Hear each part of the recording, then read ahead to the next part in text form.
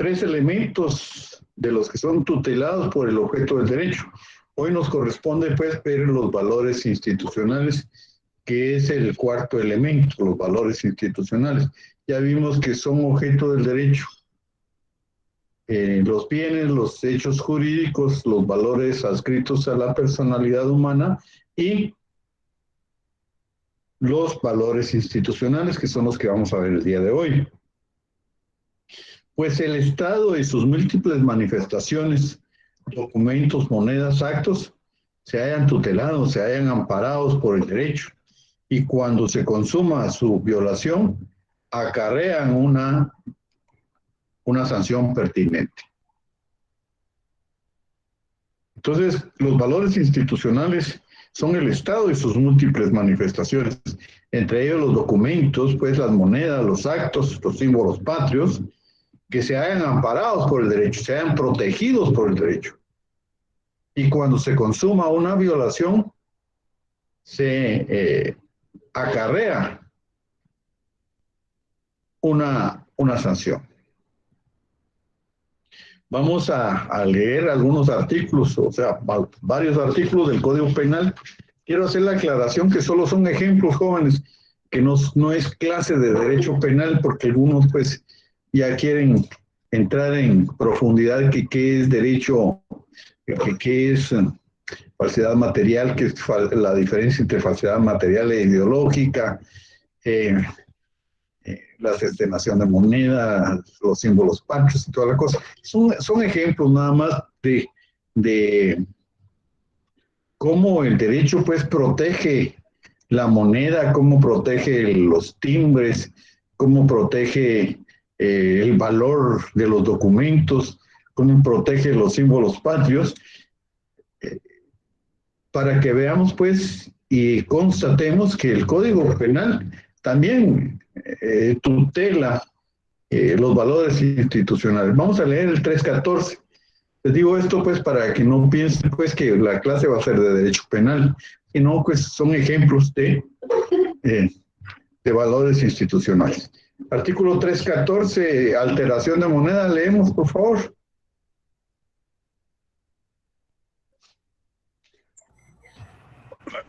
(314) del Código Penal. Artículo 314. Alteración de moneda. Quien alterare de cualquier manera moneda legítima nacional o extranjera de curso legal en la República o fuera de ella será sancionado con prisión de 2 a 10 años. Leamos el 315, que es introducción de moneda falsa o alterada, por favor. 315. Artículo 315. Introducción de moneda falsa o alterada. Las sanciones señaladas en los artículos anteriores se aplicarán en los respectivos casos a quienes, a sabiendas, introdujeren al país moneda falsa o alterada.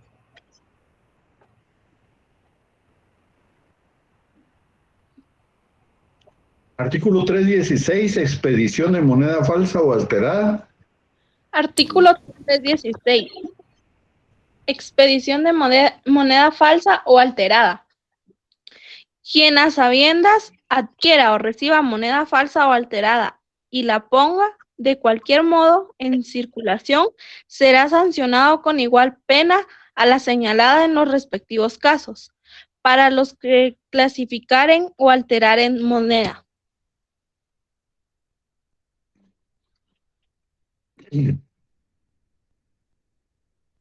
Artículo 317, cercenamiento de moneda, por favor.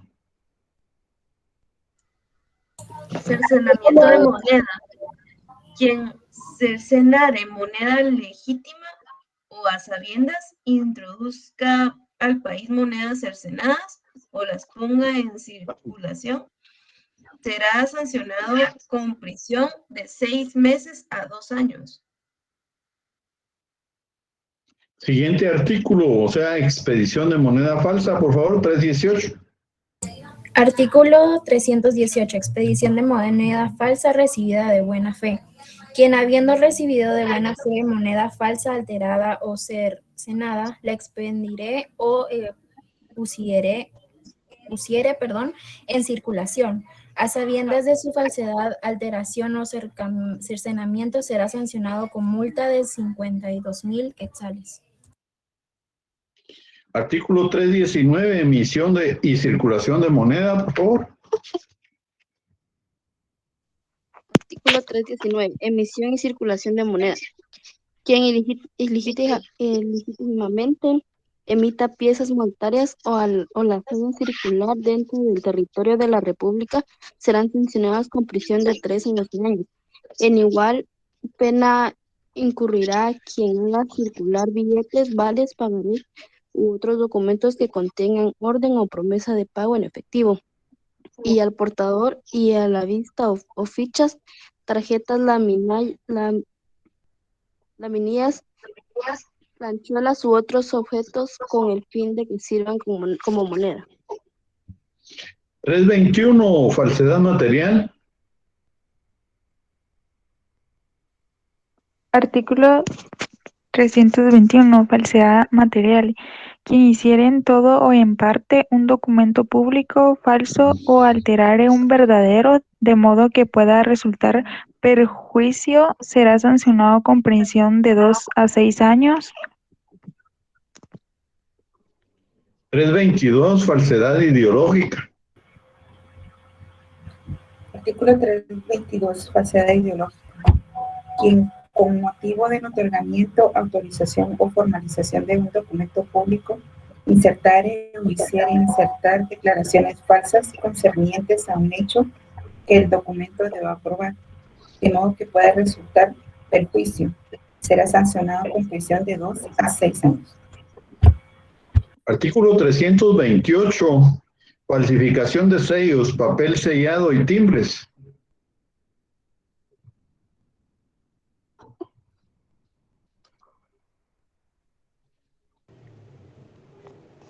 Artículo 328.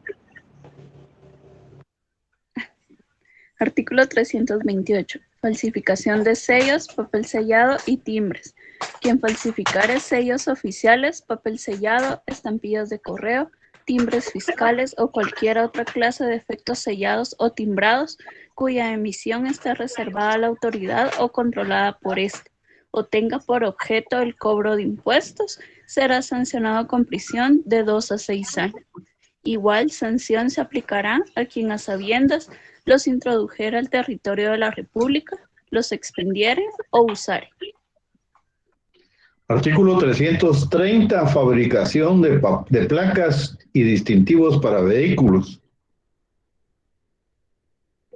Artículo 330, falsificación de placas y distintivos para vehículos. Quien falsificare placas u otros distintivos para vehículos que las autoridades acuerden para estos o alterare los verdaderos, será sancionado con prisión de 1 a 3 años. Igual sanción se aplicará a quien a sabiendas usare placas o distintivos para vehículos falsificados o alterados. Por último, artículo 416, ultraje a símbolos nacionales.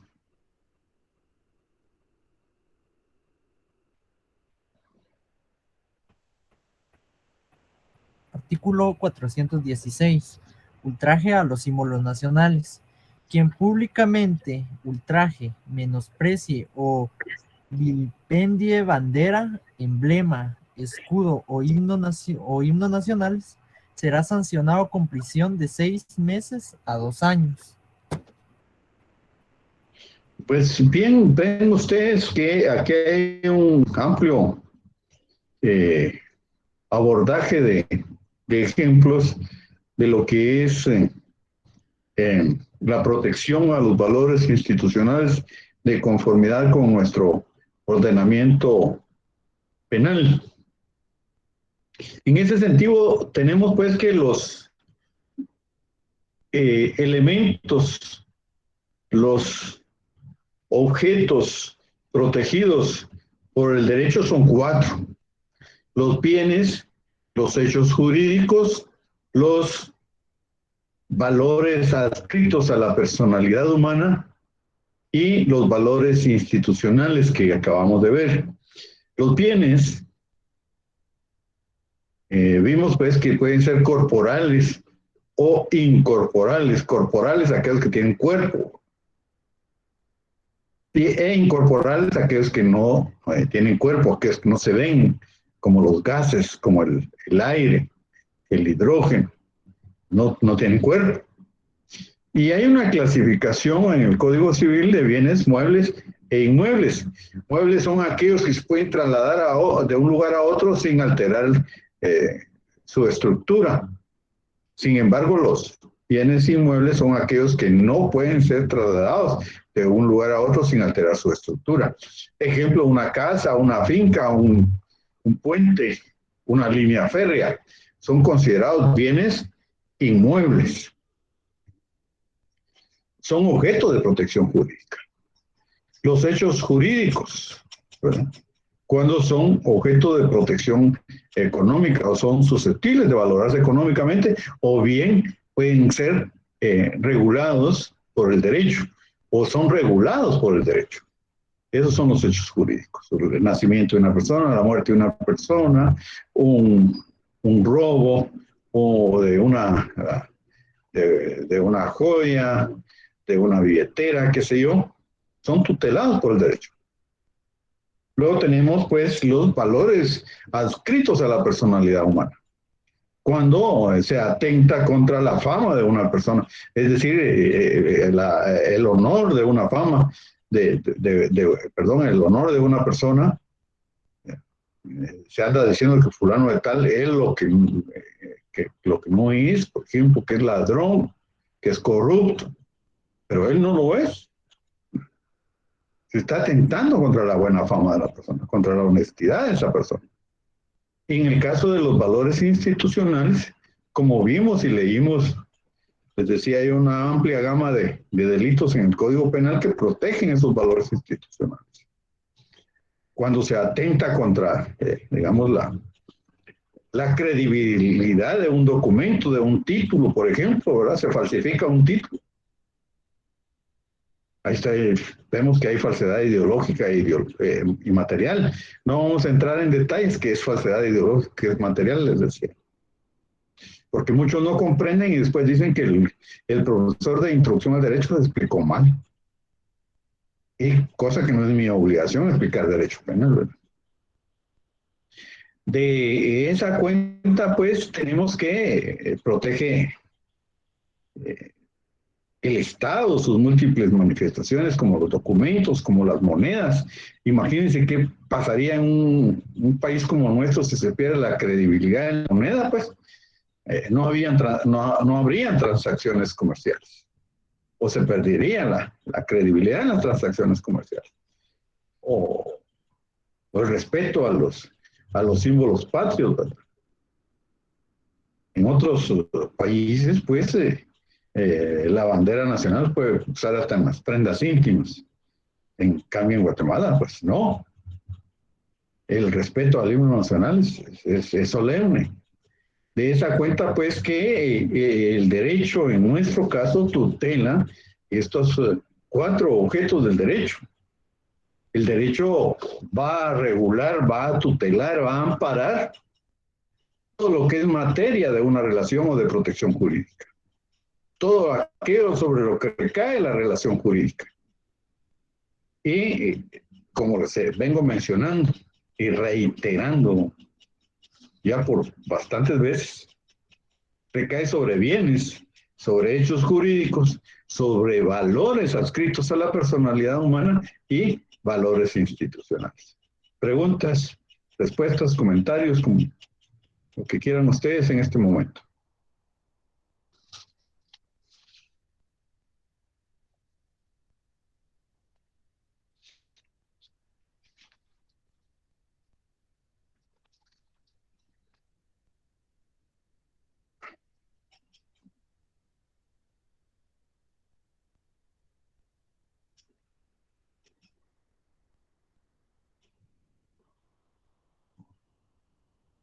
¿Todo está claro? ¿Hay preguntas? Sí, licenciado. Todo está claro. Sí, licenciado. Gracias. Bueno, de no haber preguntas, pues vamos a pasar al siguiente tema, que es el derecho subjetivo. En cuanto al derecho subjetivo, podemos decir que está estrechamente vinculado a la bilateralidad de la norma jurídica. Recordémonos que estas 4 características son tan importantes que constituyen el sustento del aprendizaje prácticamente de todo lo que es el derecho, porque son las características de la norma jurídica. Su bilateralidad, su coercibilidad, su exterioridad y su heteronomía son el sustento de la comprensión del derecho en sí. Vemos pues que la heteronomía es el hecho de que el derecho es impuesto por una voluntad ajena. Contrario a lo que es la autonomía. La autonomía es cuando nosotros decidimos si vamos a cumplir con la norma, sí o no. Ese es lo contrario, la heteronomía. Es una voluntad ajena que es la voluntad del Estado. Ese es el caso de la heteronomía. La exterioridad. No depende de la intimidad de la persona. Nosotros podemos tener los malos pensamientos como sucede en la religión, que en la religión y en la moral pues no se permiten malos pensamientos. En la religión son penados como pecados mortales. En el derecho nosotros podemos tener la fantasía criminal más grande que no hay problema. No hay problema. Una vez, pues, no nos encaminemos a realizar algún acto o algún hecho que ya va a ser regulado por el derecho como constitutivo de delito. Pero mientras solo lo pensemos, pues no hay ningún problema. A eso se refiere la exterioridad, contrario a la interioridad de la religión, ¿verdad? En la religión, pues sí, son malos los pensamientos que no vayan con lo correcto, con el bien actuar. Luego tenemos pues la coercibilidad. El derecho es esencialmente coercible. Dice Recasén Siches que derecho que no es coercible deja de ser derecho, y efectivamente. Lo que hace que la norma sea derecho es su coercibilidad y no otra cosa. Si no hay una sanción a una norma, pues más en un país como el nuestro, pues va a dejarse ser derecho. Nadie la va a cumplir. Imagínense, pues dicen que es prohibido andar 3, 4, 5 en moto, si habiendo sanción no se cumple. Ahora, si no hubiese sanción. De esa cuenta, pues tenemos que la bilateralidad es aquella característica de la norma jurídica que establece derechos y obligaciones. La norma jurídica impone deberes y confiere derechos. Impone deberes y confiere derechos. No pueden haber solo deberes, no pueden haber solo derechos.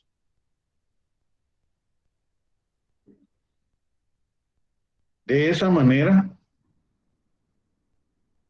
es como en la norma jurídica los supuestos jurídicos se realizan a través de hechos, de actos, de negocios jurídicos, pero la consecuencia jurídica se objetiviza, se lleva a cabo, se concretiza a través de deberes jurídicos y de derechos subjetivos. Deberes jurídicos y derechos subjetivos. ¿Qué es el derecho subjetivo? Dice la Real Academia de la Escuela de la Real Academia de la Lengua Española que son facultades que nos autorizan para hacer algo. Santiago López Aguilar la define como la facultad por la cual el derecho objetivo nos inviste como sujetos para actuar de determinada forma, abstenernos de hacerlo o exigir de otro el cumplimiento de su deber. Santiago López Aguilar así lo define, ¿verdad? Como esa facultad que el derecho objetivo nos inviste, no embiste. Embiste es atropellar, pasarse llevando. Inviste, ¿verdad? Nos faculta, nos autoriza para hacer, dejar de hacer o exigir de otro el cumplimiento de su derecho.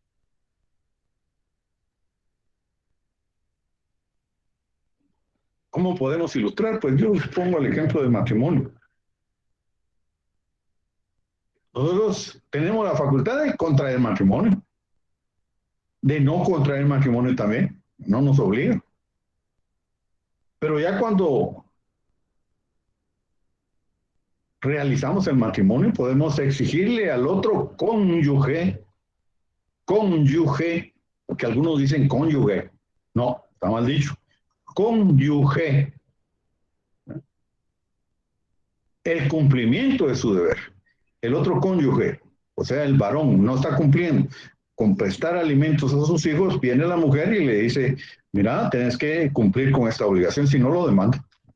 Le está exigiendo que cumpla con su deber. Entonces, ¿cómo se manifiesta? Haciendo, dejando de hacer o absteniéndose o exigiendo de otro el cumplimiento de su deber. Así de esas tres formas se manifiesta, se ejecuta, se concretiza el derecho subjetivo.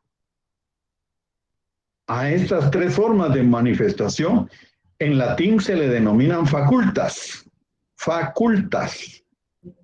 Facultas agendi, facultas omitendi y facultas exigendi. Facultas agendi es de hacer. Cuando yo tengo mi agenda, ¿es por qué? Yo tengo mi agenda. Esta es mi agenda. Es lo que voy a hacer.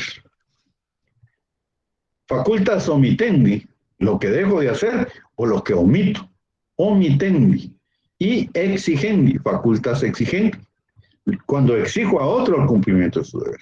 Esas son las tres formas de manifestaciones del derecho subjetivo en latín, que son facultas agendi, facultas omitendi y facultas exigendi.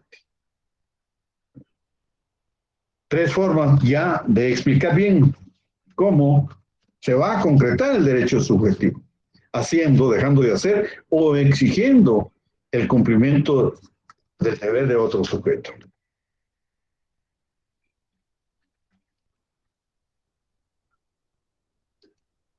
Licenciado, disculpe, usted dijo que facultas omendi era el pretender el Omendi no he cumplimiento. dicho yo. Omendi no he dicho yo. Ese es un grave problema que algunos compañeros dicen, usted dijo, le dicen a uno, y yo no dije omendi, dije omitendi. Omitendi, perdón. ¿Verdad? Omitendi, facultas agendi, facultas omitendi y facultas exigendi. Agendi de hacer, omitendi de omitir y exigendi de exigir. Casi el caballo blanco don Pedro de Alvarado, jóvenes. Bien. Vámonos a la clasificación de los derechos subjetivos. En cuanto a la clasificación de los derechos subjetivos, tenemos que se clasifica atendiendo a su relación con el Estado, atendiendo a su relación con el sujeto, atendiendo a la conducta, atendiendo a la actividad y atendiendo al patrimonio. Repito varias veces. Atendiendo a su relación con el Estado, atendiendo a su relación con el sujeto, atendiendo a la conducta, atendiendo a la actividad y atendiendo al patrimonio. Repitiendo. El derecho subjetivo se divide de la siguiente manera: atendiendo al sujeto, atendiendo al Estado, atendiendo al sujeto, atendiendo a la conducta, atendiendo a la actividad y al patrimonio. Son 5. Estado, sujeto, conducta, actividad y patrimonio. Estado, sujeto, conducta, actividad y patrimonio. Cuando hablamos de la clasificación atendiendo al derecho subjetivo con su relación con el Estado, pueden ser públicos y privados. Públicos cuando el Estado actúa en el uso de su jus imperium. ¿Qué quiere decir jus imperium? IUS se escribe, IUS, jus, derecho. Jus imperium, imperium también, que se escribe casi igual que imperio, solo que imperium, UM al final, jus imperium, que quiere decir en el uso de su poder soberano, quiere decir eso. En el uso de su superioridad, porque el Estado es superior al particular. Entonces, cuando el Estado actúa en esa calidad con el particular, el derecho subjetivo va a ser de carácter público. De la misma manera, si él es el particular en relación con el Estado, pero el Estado actúa en el uso de su poder soberano, va a ser de derecho público. De cualquier manera, cuando el Estado interviene en el uso de su jus imperio o de su poder soberano, es de carácter público. Luego tenemos los relativos y absolutos, que es atendiendo al sujeto. Relativos son aquellos derechos subjetivos cuando el sujeto de la relación jurídica está concretamente determinado, está particularmente individualizado. ¿Qué quiere decir esto? En un contrato de compraventa, Juan Pérez y Carlos González, ¿verdad?, están concretamente individualizados. Ahí no se puede poner fulano y sutano, sin poner nombres y apellidos, ¿no? Fulano, sutano de tales datos de identificación, de PI, nacionalidad, de tal edad, los nombres y apellidos completos, ¿verdad? Porque así lo establece el Código Notarial y así tiene que ser, Código Civil, cumplirlo todo, ¿verdad? Entonces están los nombres concretamente individualizados. Entonces son sujetos o derechos subjetivos de carácter relativo. ¿Por qué? Los sujetos de la relación jurídica es, en una compraventa es eso, una compraventa. En un matrimonio, pues los cónyuges actúan entre sí para llevar a cabo una relación jurídica. Entonces, relación jurídica no es cosa del otro mundo, es cualquier relación que va a tener efectos de carácter jurídico, que vamos a ver más adelante. Y absolutos, derechos subjetivos absolutos, son aquellos que hacemos valer frente a todos. El nombre, por ejemplo, Andrea López Reyes lo hace valer frente a todos. Misael Pérez también. Álvaro Corado, Gabriela Gómez, lo hacen valer frente a todos. El derecho a la propiedad de alguna cosa que tengan enfrente lo hacen valer frente a todos. Es un derecho absoluto. El derecho civil, que lo van a ver muy seguido ustedes, se le denomina erga omnes. E-R-G-A, erga omnes. O-M, de mamá, O-M-N-E-S, erga omnes. ¿Qué quiere decir? Oponible frente a todos. Esa es erga omnes. Oponible frente a todos. Es decir, hace valer a todos, eso quiere decir. Entonces, los relativos a aquellos que en la relación jurídica están concretamente determinados y absolutos a aquellos que se hacen valer frente a todos. Y atendiendo a la conducta. Atendiendo a la conducta son aquellos derechos subjetivos producto de lo que yo hago o lo que no hago, a mi conducta. Es decir, atendiendo a la propia conducta y a la conducta ajena. A la propia conducta puede ser que yo solo vaya a hacer a contraer matrimonio o a dejar de hacer. Es mi propia conducta. Pero cuando yo le estoy exigiendo a otro, es a la conducta ajena. No me puedo exigir yo mismo. le voy a exigir a fulano de tal que me pague los 20,000 quetzales que me prestó. Es a otra conducta, a otro sujeto, que cumpla con su deber. Entonces, atendiendo a la conducta, puede ser a la propia conducta, que es yo hago o yo dejo de hacer. Y a la conducta ajena es a la conducta de otro sujeto. Luego, atendiendo a la actividad, originarios y derivados. Originarios son aquellos que posee el titular con independencia de su actividad encaminada a adquirirlos. Es decir, aquellos derechos subjetivos que están tutelados por el orden constitucional. Derecho al trabajo, derecho a la educación, derecho a la salud, derecho a la vivienda, todos aquellos que están a la seguridad, aquellos que están contenidos en el orden constitucional. Esos son originarios.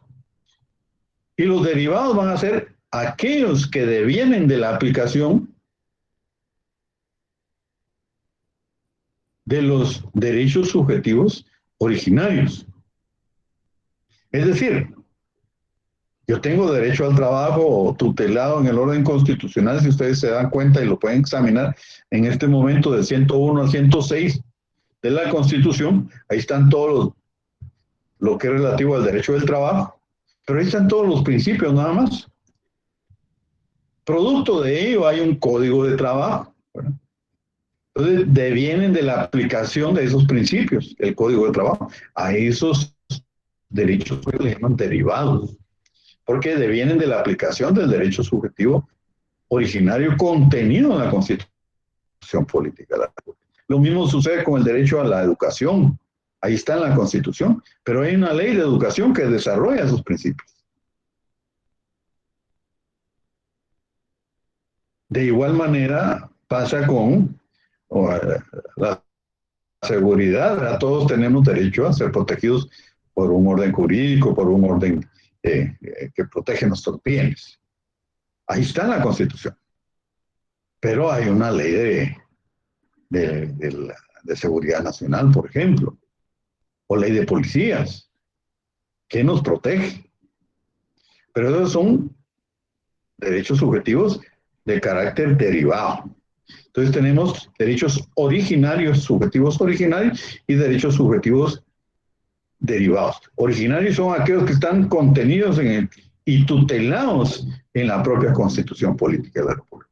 Y derivados que devienen de la aplicación de los contenidos o tutelados en el orden jurídico constitucional. Les ponía el ejemplo, pues, del Código de Trabajo, son derivados. La ley de educación es derivados, una ley de seguridad es derivados, porque devienen de la aplicación de los principios constitucionales contenidos en este orden fundamental. Y por último tenemos atendiendo al patrimonio, reales y personales o de crédito. Reales son aquellos derechos subjetivos que recaen directamente sobre las cosas. Cosas, como ya les mencioné en derecho civil, es lo más normal que se puede platicar. Es sobre lo que recae el derecho. Cosas muebles, cosas inmuebles, la propiedad, la posesión, la prenda, el usufructo, la hipoteca. Son derechos reales, pues, que recaen sobre el patrimonio, sobre los bienes, sobre las cosas. Es decir, los derechos atendiendo al patrimonio se dividen en reales y personales y de crédito. Reales aquellos que recaen directamente sobre las cosas. Ejemplos de ellos, la propiedad, ¿verdad? La propiedad recae sobre tanto muebles como inmuebles. Una hipoteca, pues, siempre va a recaer sobre un bien inmueble. Una prenda va a recaer sobre un bien mueble. Una prenda es cuando uno da como garantía un vehículo, por ejemplo, un escritorio, una joya, un aparato electrónico, ¿verdad?, que recae sobre un inmueble, pero es igual sobre una cosa. Y luego tenemos los personales o de crédito, que son derechos subjetivos que recaen sobre obligaciones correlativas. ¿Qué quiere decir esto? Pues un crédito, un préstamo, una obligación de pagar alimentos, por ejemplo. Estamos hablando pues que no recae directamente sobre la persona, no que recae sobre una obligación. Entonces tenemos, ya recapitulando, que el derecho subjetivo es eso. Son facultades, son deberes. Perdón, el derecho subjetivo no, los deberes son autorizaciones, son facultades. Son acreditaciones que nosotros tenemos para poder hacer, dejar de hacer o exigir de otro el cumplimiento de su deber. Y se dividen pues en públicos, privados, atendiendo a su relación con el Estado. Relativos y absolutos, atendiendo al sujeto. Atendiendo a la conducta ajena y atendiendo a la conducta propia. Atendiendo a la actividad en originarios y derivados y atendiendo al patrimonio en reales, personales o de crédito. Si tienen preguntas, con mucho gusto. Es el momento de hacerlas.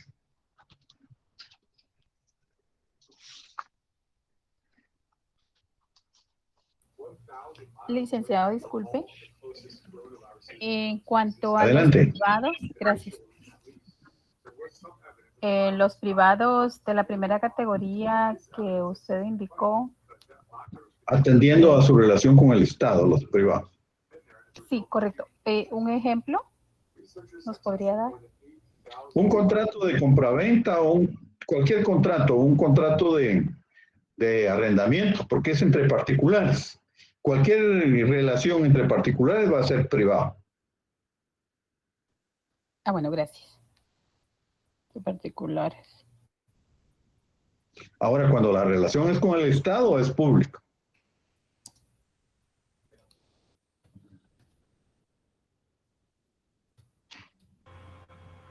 Licenciado, buenas noches. Buenas noches, adelante. En la facultad se exige en qué momento se puede utilizar. No le escuché. Perdón, no le escuché, ¿me puede repetir? En las facultades se exigen. ¿En qué momento se Exigir puede es lo utilizar? mismo que exigir. Sí, sí. Por ejemplo, usted le prestó 1,000 quetzales a su compañera. Pudiera ser que de repente pues nunca se la vaya a exigir, pero lo más seguro es que sí.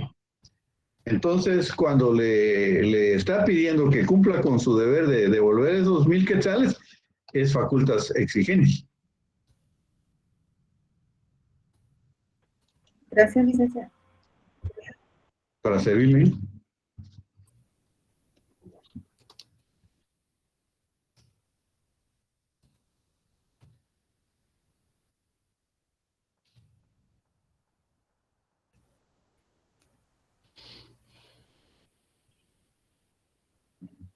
Licenciado, buenas noches. Buenas noches, adelante. Gracias, Lic. Una consulta. No mucho comprendí cuando usted indicó, digamos, si hay una exigencia de un pago de un crédito. Digamos, no se le exige a la persona, sino que... se le exige a la persona, porque no se le puede exigir a la obligación, ¿verdad? Pero recae, tal vez no lo dije muy bien, tal vez no me expliqué bien, recae sobre la obligación, pero sí se le exige a la persona, por eso también se le llaman personales o de crédito. Hago la aclaración, usted tiene razón. Ah, ok, y una consulta más, yo he oído que, digamos, en esta misma pregunta, he oído que, digamos, en situaciones de préstamo no hay cárcel. ¿Por qué debido, digamos? Así es, la Constitución Política establece eso. No hay prisión por deuda. Es un principio constitucional. Ah, ok, y la exigencia sería civil para exigir esa deuda. Exactamente. Hay que irse a la vía civil. Ah, ok, gracias, Nick, muy amable. Para servirle. Madeline. Sí, licenciado, disculpe, ¿me podría brindar una definición concreta de derecho subjetivo? Una definición concreta de derecho subjetivo la dije como 3 o 4 veces, pero no hay problema, Madeline, es la de Santiago López Aguilar. Es la facultad que nos inviste el derecho objetivo para actuar, dejar de hacer o exigir de otro el cumplimiento del deber jurídico. Gracias, licenciado. Bueno.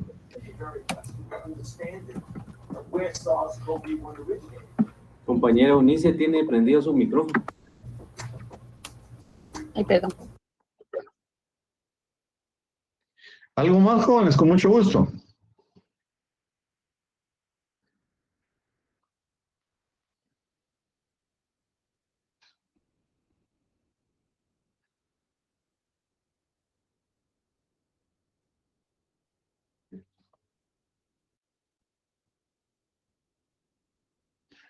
Bien, si no hay más preguntas, damos por terminada la clase, agotando el tema del derecho subjetivo. Vic, ¿podría dar un ejemplo de patrimonios reales, personales y el otro? Perdón, no le escucho bien. Paula. Ajá, de patrimonios reales, personales y el otro. Patrimonio no dije. Patrimonio no, atendiendo al patrimonio sí dije, pero sí, no le entiendo la pregunta. Tal vez en la clasificación es atendiendo al patrimonio, son reales y personales o de crédito. Atendiendo al patrimonio en reales está el usufructo. El usufructo es el uso, goce y disfrute de la cosa. La propiedad, pues, es la disponibilidad de hacer lo que se quiera una vez, pues, no transgreda los límites de la ley con lo que se tiene. Eso es en cuanto a los derechos reales. Y en cambio, en los personales o de crédito, pues, recaen sobre una obligación correlativa. Como platicábamos con el último compañero que me corrigió la plana, que sí, es a la persona que se le va a exigir el cumplimiento, pues, de esa obligación. Por ejemplo, alguien no está cumpliendo con su deber jurídico de prestar alimentos a sus hijos, pues, sobre él va a recaer esa obligación, pero está haciéndose, contextualizándose sobre esa obligación, sobre la obligación de prestar alimentos, ¿verdad? Por eso se llaman de crédito, porque es un crédito que él tiene, es una obligación.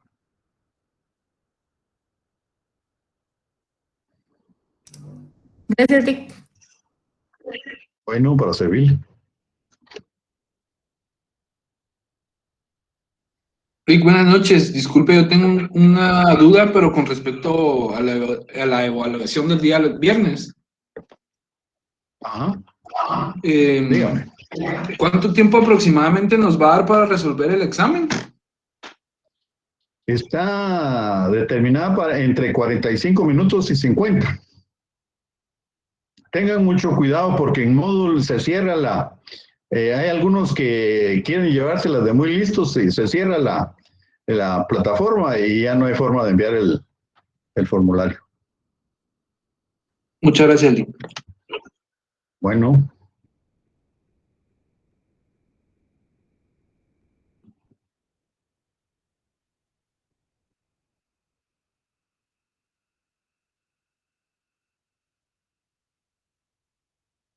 ¿Algo más, jóvenes? Con mucho gusto.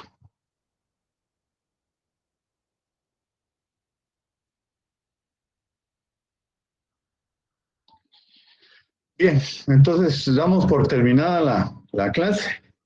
Nos vemos el próximo día de clases, o sea, el jueves, con el nuevo tema que es el deber jurídico, que es todo lo contrario al derecho subjetivo. Pasen buena noche, mucho gusto saludarles, muy amables por su atención. Feliz noche.